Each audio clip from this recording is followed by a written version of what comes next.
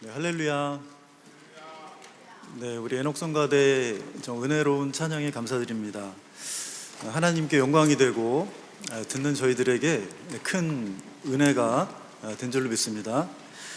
저는 오늘 본문 말씀을 통해서 최악의 절망 속에서 감사와 찬송으로 드린 경배, 최악의 절망 속에서 감사와 찬송으로 드린 경배라는 제목으로 2007년도에 원로 목사님 설교해 주신 내용을 통해서 함께 은혜를 나누도록 하겠습니다. 데살로니가전서 5장 16절로 18절 말씀을 보면 항상 기뻐하라, 쉬지 말고 기도하라, 범사에 감사하라 라고 말씀을 해주고 있습니다. 자, 이 세 가지의 하나님의 명령은요, 우리가 편안한 가운데 정말 기뻐할 수 있을 때 기뻐하고, 기도할 수 있을 때 기도하고, 감사할 수 있을 때 감사하라는 것이 아니라, 우리가 정말 기뻐할 수 없고, 정말 감사할 수 없고, 정말 기도할 수 없는 그러한 어려운 가운데서도 범사에 감사해야 된다라는 것을 말씀을 해주고 있습니다. 자, 여러분, 이 세 가지 하나님의 명령에 대해서 원로 목사님은 구원받은 성도가 주님 오실 때까지 세상적으로 닥치는 말할 수 없는 혼란들을 이겨나갈 수 있는 하나님께서 주신 세 가지의 축복이다라고 말씀을 해주셨습니다. 그렇다면 이 세 가지의 말씀을 하나님께서 하셨다라고 한다면 이 말씀을 이루어드리기 위해서 살아간 사람들이 있었겠죠. 신약 성경에는 대표적으로 누굴 뽑을 수 있냐면 사도 바울을 꼽을 수가 있습니다. 이 사도 바울은 다메섹 도상에서 예수 그리스도를 만난 후에 그의 인생은 복음 때문에 고난을 당하고, 그리고 감옥에 갇혀서 많은 어려움을 당했지만 그 가운데 기뻐하고 감사했다라고 말씀하고 있습니다. 또한 세우신 교회를 위해서 끊임없이 기도했다라고 성경은 말씀하고 있는 것이죠. 여러분, 그러면 구약 시대에는 누가 있었을까요? 수많은 믿음의 선진들이 있었지만 그 중에 첫 번째로 꼽는다면 오늘 본문의 주인공인 욥이 아닌가 하는 생각을 하게 됩니다. 여러분, 욥은 자신에게 닥쳐오는 극심한 환난과 또한 최악의 절망 속에서도 하나님께 대한 감사와 찬송으로 간절히 하나님 앞에 예배를 드리기를 소원하였습니다. 그리고 마침내 승리한 인물이 욥이었던 것이죠. 바라옵기는 이 오늘 말씀을 통해서 믿음의 길을 가시는 저와 여러분에게 큰 힘과 기쁨과 감사와 용기를 얻을 수 있는 귀한 시간이 되시기를 간절히 소망하겠습니다. 자, 그렇다면 욥은 어떠한 사람인가? 한마디로 말씀드리면 욥기서 1장 3절 말씀을 볼 때 욥은 동방 사람 중에 가장 큰 자다라고 말씀하고 있죠. 욥은 동방 사람 중에 가장 큰 자라는 것입니다. 여기 크다라는 히브리어 단어를 보니까 가돌이라는 단어를 사용하고 있는데, 이 단어는 크다라는 뜻도 있지만 위대한이라는 뜻도 가지고 있습니다. 그러니까 욥은 이 동방 우스 땅에서 재물만 많은 그러한 큰 자가 아니라 모든 사람들이 존경하고 정말 바라보고 머리를 숙일 정도로 모든 면에서 큰 자였다라는 것입니다. 첫 번째로 욥은 그 재산을 봐도 큰 자였죠. 욥기서 1장 3절 말씀을 볼 때 이 욥의 소유물들을 소개하고 있는데, 양이 7,000마리, 약대가 3,000마리, 소가 500결이니까 1,000마리죠. 또 암나귀가 500마리에다가 그것을 관리하는 종들도 많이 있었다라고 말씀하고 있습니다. 그러니 욥의 재산의 규모가 어마어마하다는 것을 알 수가 있는 것이죠. 두 번째로 욥은 하나님을 섬기고 하나님께 예배드리면서 자녀들을 양육하는 데 있어서도 큰 자였다라고 말씀하고 있죠. 하나님을 섬기고 하나님께 예배드리면서 자녀들을 양육하는 데 있어서도 큰 자였다라는 것입니다. 하나님께서는 욥에게 자식들을 주셨죠. 아들 7과 딸 3을 주셨습니다. 그래서 생일이 되면 7 형제들과 3 누이들이 모여서 잔치를 했다고 성경은 말씀하고 있죠. 그리고 잔치가 끝나게 되면 어떻게 합니까? 아버지는 되는 욥이 혹시나 내 자녀들이 범죄해서 하나님을 모른다고 배반했을까 봐 아침에 일어나서 하나님 앞에 번제를 드렸다라고 욥기서 1장 4절로 5절에 말씀하고 있죠. 그러니까 욥은 하나님을 섬기고 하나님을 예배드리면서 자신의 자녀들을 신앙으로 양육하는 데 있어서도 큰 자였다라는 것입니다. 또한 3번째로 욥은 그 인품이나 사람 됨됨이에 있어서도 누구보다도 큰 자였습니다. 그 인품이나 사람 됨됨이에 있어서도 누구보다도 큰 자였다라는 것입니다. 오늘날로 말하면 어떻게 말할 수 있을까요? 이렇게 말할 수 있겠죠. 야, 예수를 믿는다고 한다면 저 사람만큼 믿어야 돼.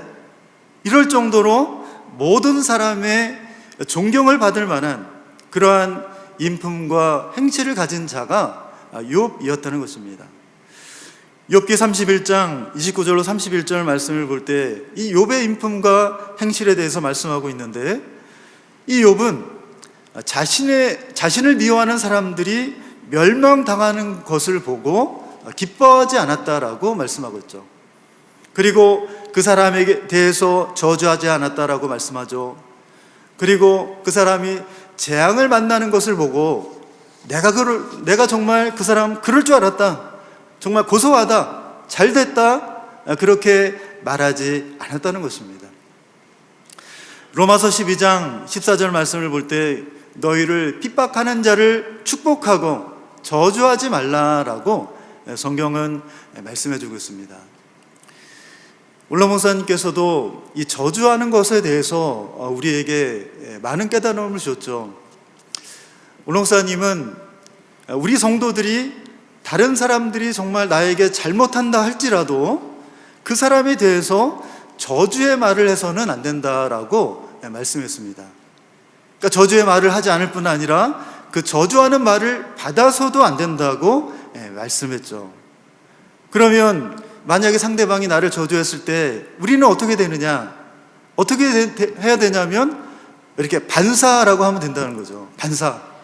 그러니까는 그렇게 되면 우리 입으로도 범죄하지 않고 그 사람이 대신 당한다는 거죠. 자, 시편 109편 17절로 18절 말씀을 볼 때, 시편 109편 17절로 18절 말씀을 볼 때, 저주하기를 좋아하면 그 저주가 자기에게 임하고 물같이 그 내부에 들어가며 기름같이 그 뼈에 들어간다라고 말씀하고 있습니다. 여러분, 욥은 자신을 미워하는 사람들에 대해서 저주하지 않았습니다. 그리고 입으로 범죄하지 않았다라고 성경은 말씀하고 있는 것이죠. 그리고 욥기서 31장 31절로 32절 말씀을 보면 정말 옷이 허름하고 정말 냄새나고 이렇게 정말 그러한 행인들에게도 자신들의 집에 영접해서 치료하고 대접했다라고 욥기서 31장 31절로 32절에는 말씀하고 있습니다. 여러분, 그렇다면 이러한 욥의 행실에 대한 하나님의 평가는 무엇이었을까요? 욥은 이 욥에 대해서 무엇이라고 평가하고 있습니까? 오늘 본문 욥기서 1장 1절 말씀을 볼 때 욥은 순전하고, 두 번째로 정직하고, 세 번째로 하나님을 경외하며 악에서 떠난 자다라고 평가해주고 있는 것이죠. 그러니까 하나님이 욥을 보니까 어떤 사람이었냐면 순전한 사람인 거예요. 그리고 정직한 사람이었고, 그리고 하나님을 경외하면서 악에서 떠난 사람이었다는 것입니다. 여러분, 그렇다면 이 순전하다는 것은 무엇입니까? 이 순전하다는 것은 나의 우선순위 중에서 하나님을 제일 첫 번째로 삼는 마음을 순전하다라고 얘기할 수 있습니다. 나의 우선순위 중에서 하나님을 제일 첫 번째로 삼는 마음, 그것이 바로 순전하다라는 것이죠. 두 번째는 정직하다는 것은 무엇입니까? 정직하다는 것은 마음이 바르고 곧은 것입니다. 마음이 바르고 곧은 것. 그러니까 어떤 상황에서도 하나님을 향한 마음이 흔들림이 없는 그러한 신앙의 자세를 말씀하고 있는 것이죠. 오늘날로 말하면 신앙적인 멘탈이 강한 사람이었던 것입니다. 여러분, 이렇게 순전하고 정직한 사람을 우리가 보게 되면 어떻습니까? 무언가 융통성이 없는 것 같고 무언가 손해보면서 살 것만 같은 그러한 느낌을 받을 수가 있죠. 여러분, 그러나 하나님은 뭐라고 말씀하고 계십니까? 잠언서 11장 3절 말씀을 볼 때 정직한 자의 성실은 자기를 인도하거니와 라고 말씀하고 있죠. 정직한 자의 성실은 자기를 인도하거니와 라고 말씀하고 있습니다. 무슨 말씀이냐면 아무리 환난을 당하고 다른 사람들이 꼬드겨서 사기를 치고 그냥 집안이 엉망이 된다 할지라도 그런 가운데서도 하나님을 제일 주위로 생각하면서 하나님을 향한 정직한 믿음을 성실하게 지켜나가는 자는 하나님께서 인도자가 되어주시겠다라고 말씀하고 있는 것이죠. 여러분, 소돔과 고모라 성에 의로운 롯을 구원하신 하나님을 보시기 바랍니다. 아무리 어려운 상황에서도 정직하게 신앙생활하는 사람에게는 빠져나갈 구멍이 있고 헤쳐나갈 길이 있다는 것을 믿으시기 바라겠습니다. 세 번째로 욥은 어떤 사람이라고 평가하고 있습니까? 세 번째로는 하나님을 경외하며 악에서 떠난 자다라고 말씀합니다. 하나님을 경외하며 악에서 떠난 자다라는 것입니다. 여러분, 욥은 큰 부자였습니다. 모든 사람들이 존경합니다. 권력이 있습니다. 그렇기 때문에 마음만 먹으면 얼마든지 이 세상적인 쾌락과 육신적인 정욕을 만끽하면서 살아갈 수 있는 위치에 있었던 것이죠. 그런데 욥은 세상적인 악을 떠난 자였다라는 것입니다. 여러분, 어떻게 그럴 수 있었을까요? 여러분, 그것은 욥에게는 하나님을 두렵게 믿는 경외하는 믿음이 있었기 때문에 악에서 떠날 수가 있었다라는 것입니다. 잠언서 16장 6절 말씀을 볼 때 여호와를 경외함으로 인하여 악에서 떠나게 되느니라 라고 잠언서 16장 6절에 말씀하고 있습니다. 욥기 28장 28절 말씀을 볼 때도 주를 경외함이 곧 지혜요 악을 떠남이 명철이라 말씀하고 있습니다.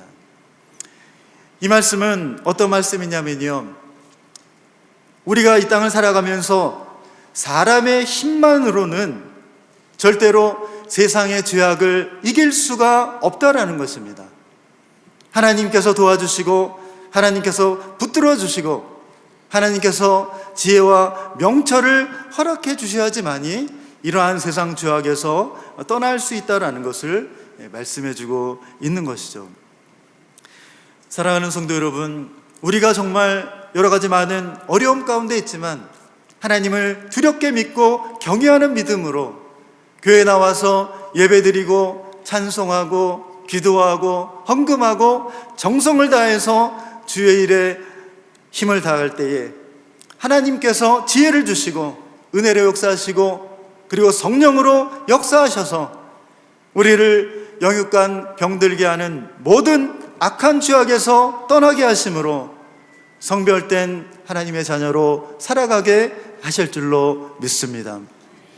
여러분, 그렇다면 우리 믿는 성도들이 이러한 세상 죄악에서 떠나야 하는 그러한 이유가 무엇이겠습니까?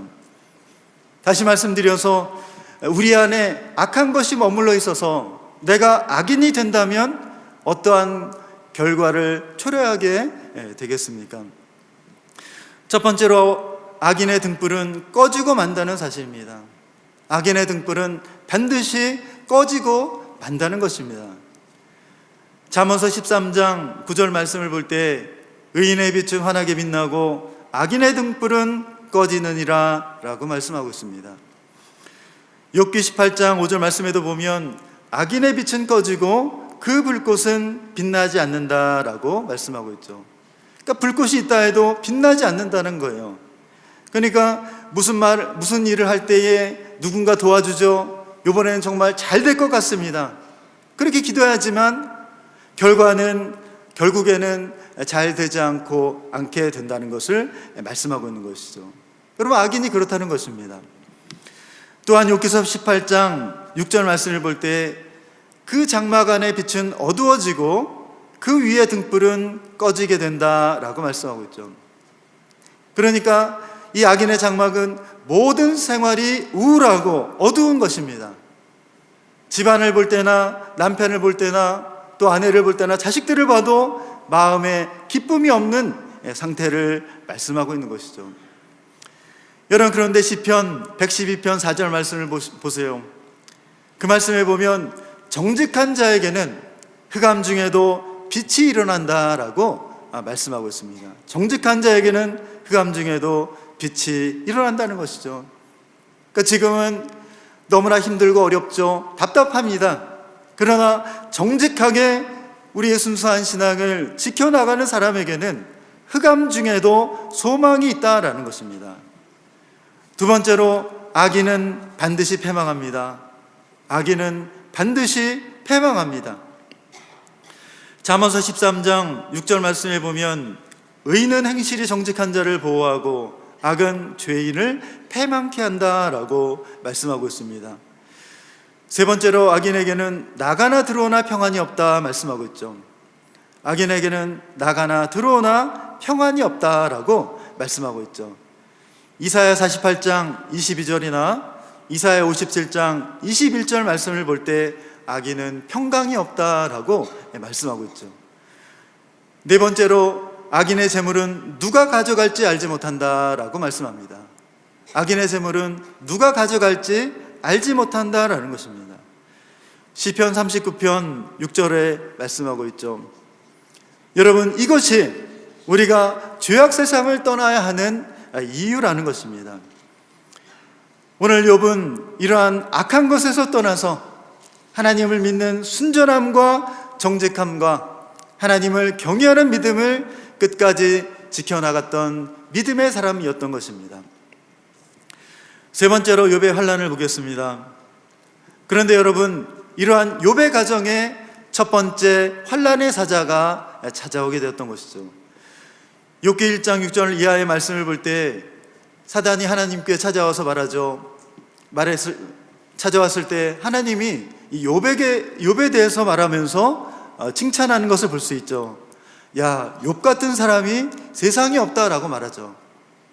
그러니까 사단이가 말하기를 하나님이 복을 주시니까 그렇지 그 소유물들을 치게 하시면 하나님을 욕할 겁니다 라고 대답하죠. 그래서 하나님께서 이 욥의 몸을 제어하고 욥의 소유물들을 치게 하셨다라고 성경은 말씀하고 있습니다. 욥기서 1장 14절 이하의 말씀을 볼 때 이 욥은 자신의 모든 재물과 또한 자녀들까지도 빼앗김을 당하고 죽임을 당했다라고 말씀하고 있습니다. 여러분, 그런데 그런 상황에서 욥은 어떻게 했습니까? 욥기서 1장 20절 말씀을 볼 때 일어나서 머리털을 밀고 겉옷을 찢고 땅에 엎드려 무릎을 꿇고 하나님께 경배했다라고 말씀하고 있죠. 여러분, 욥은 이러한 기가 막힌 상황에서 하나님만을 바라본 것입니다. 욥기서 1장 21절로 22절 말씀에 주신 자도 여호와시요 취하신 자도 여호와시오니 여호와의 이름이 찬송을 받으실지니이다 하고 이 모든 일에 욥이 범죄하지 아니하고 하나님을 향하여 어리석게 원망하지 않았다라고 말씀하고 있죠.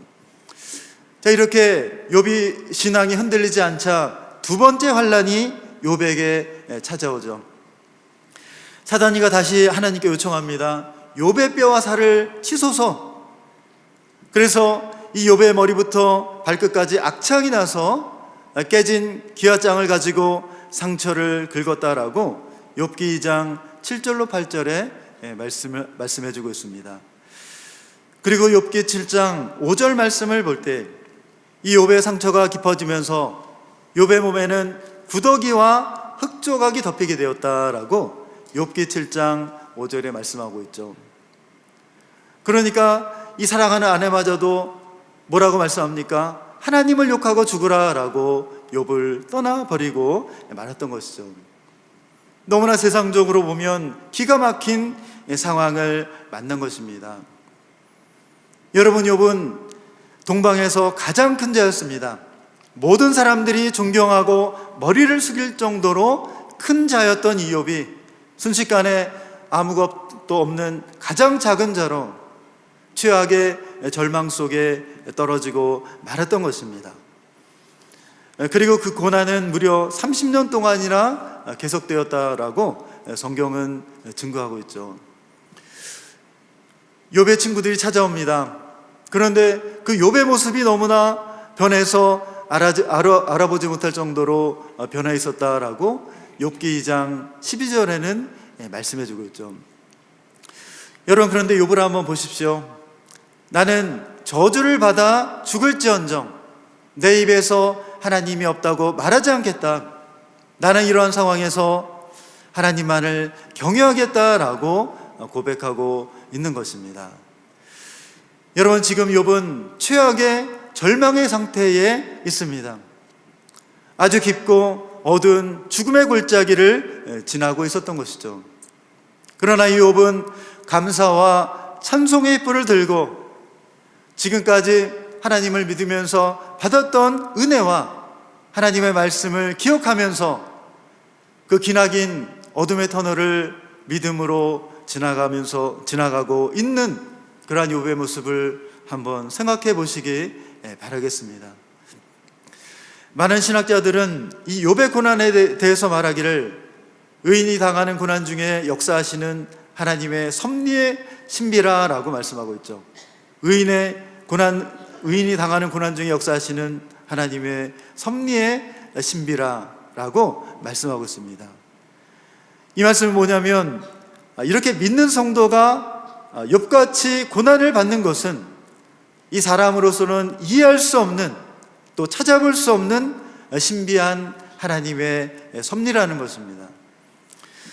여러분, 우리도 신앙생활 하다가 극심한 환난을 겪게 되면 어떻게 됩니까? 우리가 받은 은혜와 말씀을 다 잊어버리고 예배의 자리에 나오지 않는 것이죠. 그런데 욥은 그렇지 않았다는 것입니다. 어떻게 그럴 수 있었습니까? 첫 번째로는 이 욥은 지금 자신이 받고 있는 환난보다도 지금까지 받았던 하나님의 은혜가 더 크다는 것을 깨달았던 것입니다. 지금 자신이 받고 있는 환난보다도 지금까지 받았던 하나님의 은혜가 더 크다는 것을 깨달았던 것이죠. 그리고 두 번째는 이 모든 환난이 하나님께로부터 왔다라는 것을 믿었습니다. 이 모든 환난이 하나님께로부터 왔다라는 것을 믿었다는 것이죠. 그래서 하나님께서 이 극심한 환난을 통해서 지금 나를 정금과 같이 단련하신다라는 사실을 깨달았던 것입니다. 이 극심한 환난을 통해서 하나님께서 지금 나를 정금과 같이 단련하신다는 하나님의 놀라운 구속의 섭리를 깨달았던 것입니다. 욥기서 23장 10절의 말씀을 해주고 있죠. 그래서 그러한 최악의 절망 가운데서도 욥이 감사하고 찬양할 수가 있었다라는 것입니다.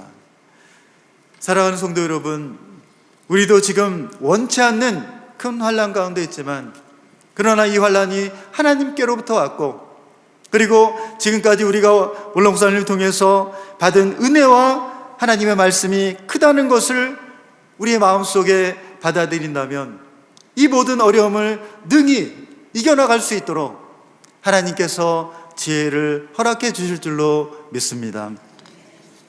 결론적으로 이 욥이 사단의 시험을 이기고 감사 찬양하며 예배드리며 나아갈 수 있었던 믿음은 어떠한 믿음입니까? 첫 번째는 아무것도 바라지 않는 순전한 믿음입니다. 아무것도 바라지 않는 순전한 믿음입니다. 그러니까 욥에게는 하나님 외에는 욕심이 없었던 것입니다. 물질이나 권력이나 어떠한 세상의 힘이나 그 모든 것들도 하나님의 외에는 없었던 것이죠. 사단이가 이 욥의 자녀들과 모든 소유물들을 치고 빼앗았죠. 그 궁극적인 이유가 무엇이었냐면 욥의 경건함을 무너뜨리려고 하는 시험이었다는 것입니다. 그런데 욥은 오직 하나님만을 바라보는 그러한 순전한 신앙으로 입으로 범죄하지 않았다라고 성경은 말씀해주고 있습니다. 사랑하는 성도 여러분, 오늘 이 욥의 경건이 저와 여러분의 경건이 되시기를 간절히 소망하겠습니다. 여러분, 욥의 경건은요, 나에게 아무것도 남지 않고 사단이가 나의 생명을 죽인다 할지라도 나는 누구를 저주하거나 하나님을 원망하지 않고 하나님만을 믿는다라고 하는 그러한 순전한 신앙으로 사단의 시험에서 승리한 것입니다. 두 번째로 욥의 신앙은 하나님의 주권적인 계획을 견고하게 믿는 믿음이었습니다. 하나님의 주권적인 계획을 견고하게 믿는 믿음이었습니다. 재앙을 만날 때마다 종들이 정말 4차례나 연하여 소식을 전했죠. 욥은 자신에게 닥치는 그 모든 사건들이 우연히 이루어진 것이 아니라 살아계신 하나님의 간섭과 계획과 섭리 속에 이루어졌다라는 것을 믿었다는 것입니다. 그래서 그 하나님의 섭리가 축복으로 왔든지 아니면 고난으로 왔든지 간에 하나님의 손에서 나온 것이라고 한다면 무조건 선하고 인자하신 하나님의 섭리로 받아들였던 것입니다. 성도 여러분, 이렇게 하나님만을 바라는 순전한 신앙으로 하나님의 주권 계획을 믿었던 욥은 어떻게 되었습니까? 첫 번째로는 욥기서 42장 10절 말씀을 볼 때 하나님께서 욥의 고난을 돌이키시고 예전 소유보다 갑절이나 더 주셨다라고 말씀해 주고 있습니다. 욥의 고난을 돌이키시고 예전 소유보다 갑절이나 더 주셨다라고 말씀해 주고 있습니다. 욥기서 42장 10절 말씀을 볼 때 욥이 그 벗들을 위하여 빌매 여호와께서 욥의 공경을 돌이키시고 욥에게 그전 소유보다 갑절이나 주신지라라고 말씀해 주고 있습니다. 여러분, 욥이 이 하나님의 섭리 가운데 고난을 받았죠. 그러나 그 고난의 끝에 하나님은 갑절의 축복을 준비하고 계셨던 것입니다. 올라 목사님께서도 생명 바쳐 충성하면 교회가 2배 부흥한다는 유언의 말씀을 주셨습니다. 사랑하는 성도 여러분, 우리 교회도 이 고난의 끝에 아버지께서 갑절의 축복을 준비하고 계신다는 것을 믿으시기 바라겠습니다. 두 번째로 욥은 장차 오시는 주님의 임재를 바라보고 고백했습니다. 두 번째로 욥은 장차 오시는 주님의 임재를 바라보고 고백했습니다. 욥기서 19장 20절 말씀을 볼 때 내가 알기에는 나의 구속자가 살아계시니 후일에 그가 땅 위에 서실 것이라 라고 말씀하고 있습니다. 그러니까 장차 예수님께서 이 땅에 오시는데 예수님이 오시면 모든 구속약사가 완성이 되고 죄악이 용서되고 영속되고 아담과 하와가 타락하기 전에 누렸던 에덴 동산이 회복된다는 사실을 깨닫고 믿고 말씀했던 것입니다. 욥은 고난 중에서도 앞으로 되어질 하나님의 놀라운 구원 역사를 믿음으로 바라보며 살아갔던 것입니다. 사랑하는 성도 여러분, 환난은 분명히 괴롭고 견디기 어려운 일입니다. 그러나 하나님은 그러한 시험과 환난 가운데서도 우리 믿는 성도들이 오늘날까지 하나님께 받은 은혜와 사랑과 하나님의 말씀을 기억하시기를 원하신다는 것을 믿으시기 바라겠습니다. 그리고 그러한 환난 가운데서도 하나님 앞에 나와서 감사 찬송하며 예배드리기를 원하신다는 것을 믿으시기 바라겠습니다. 그래서 어떠한 환난의 바람이 불어온다 할지라도 우리 주님께서 다시 이 땅에 오심을 바라보면서 끝까지 교회를 지키고 말씀을 지키고 원로 목사님의 명예를 지켜나가시는 우리 성도님들이 다 되시기를 주의 이름으로 축원하겠습니다. 우리 다 같이 기도하겠습니다.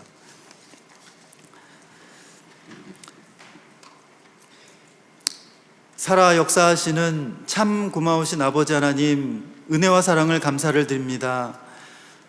이렇게 수요 예배를 통해서 귀한 존전에 나와서 또한 온라인을 통해서 아버지 앞에 신령과 진정으로 예배드리게 하심을 다시 한번 감사함을 드립니다.